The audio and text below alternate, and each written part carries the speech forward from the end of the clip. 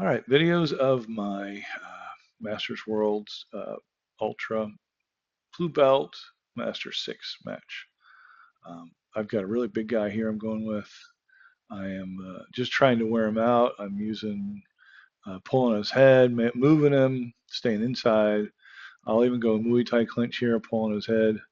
I'm just yanking him around, making him move nonstop as much as I can. Overhooks, using just old wrestling tricks as much as I can. I'm trying to get behind the elbow. The reason why is I'm going to do a sag drag basically in the gi. If I could, I was going to do overhook and then step in and drop him like a Greco throw, but it didn't work. And he's so tall, I couldn't get to his legs. I tried a couple of times. This is a 400 speed, so it's going to slow down here in just a second as soon as I get behind the elbow, and then right here. So I'm able to finally get behind his elbow and get the sleeve, and I've got the angle here, and I'm just going to dump down. I'm going to pull him down over his toes, put weight on him, and then get down. And then I want to try and fall in half guard, which I've done here. I don't get two. Everybody, even his coach, is like, this should have been two right here because that was a takedown.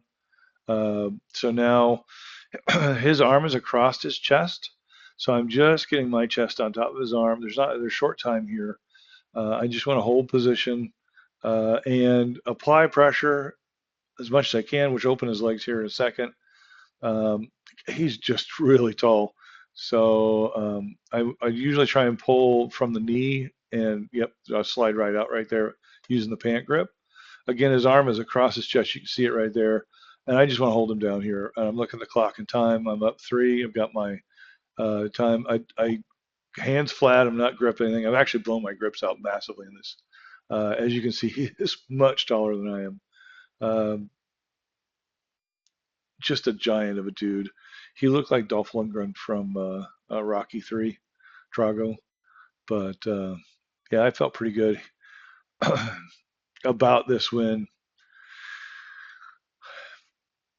And we're going to move on to the next one here in just a second to the finals. We're all old. I'm the 56 to 60-year-old bracket, Master 6. So this is Paolo. Paolo is a super nice guy. He tried rock, paper, scissors me for the gold medal here. And I wanted it legit, so I'm like, let's go for it. So we're just hand fighting again here, and then he starts pulling back. I slow it down here because he's going to start sinking back on his heels, sinking back, and I'm just going to fall into a double.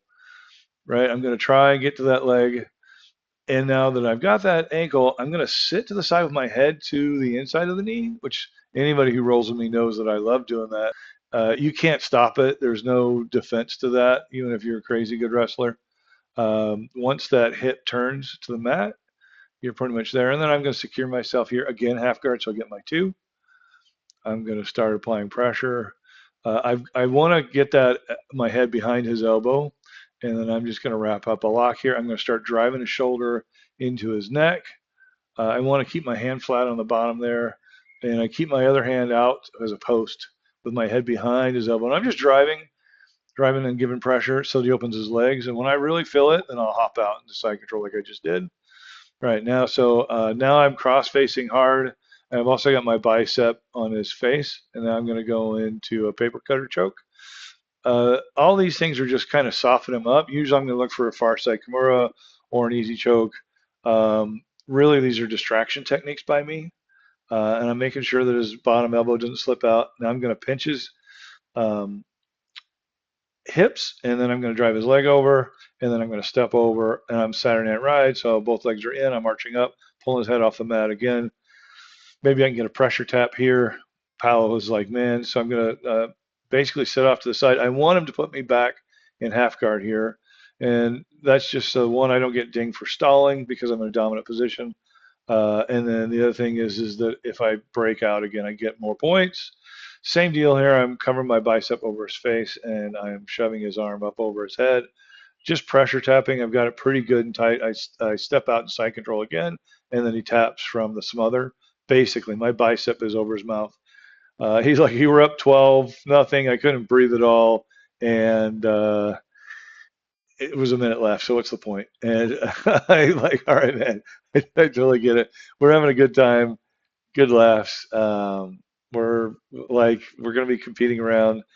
I ended up getting my purple belt after opens, which I actually lost the match in opens, but um, uh, these two matches were just really fun and awesome. I'd really been training. I didn't get winded at all. I did blow my grips out in the first one, but I recovered fairly quickly. That guy was so strong. I tried my 2-on-1 on the sleeve to pull it out, and it just didn't work.